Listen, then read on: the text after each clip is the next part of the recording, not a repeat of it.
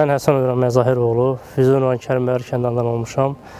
15 ilə yaxın xüsusi qüvvələrdə xidmət eləmişəm və Vətən müharibəsi başlayanda Kəlbəcər, Füzuli, Cəbrayıl, Xocavənd istiqamətlərdə döyüşlərdə iştirak eləmişəm və mənim döyüş yolum ilk Kəlbəcərdən oldu və 4 gün orada şiddətli döyüş gedəndən sonra və biz oradan çəkildi və Milli Ordunun şəxsiyyətini yerləşdirdik.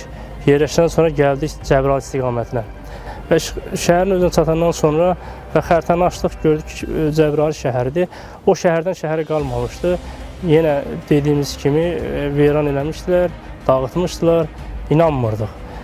Kədərlənirdik ki, şəhid vermişik. Sevindirici o hal idi ki, şəhərin birini işğaldan azad elədik, düşmən tapdağını azad elədik Cəbrayıl şəhərin. Füzulinin kətləri çox idi, həddən artıq kətləri çox idi və özüm Füzulidən olduğum üçün də özüm üçün qürur keçirirdim ki, mənim bu döyüşləri, mənim əməyim oldu bu döyüşlərdə. Mənim 7 yaşım var idi, o Füzulidən gedən vaxt ərəfələrdir və 7 ay çadırda yaşamışdım və o hissi yaşamışdım və düşmənin nifrət həddən artıq çox idi.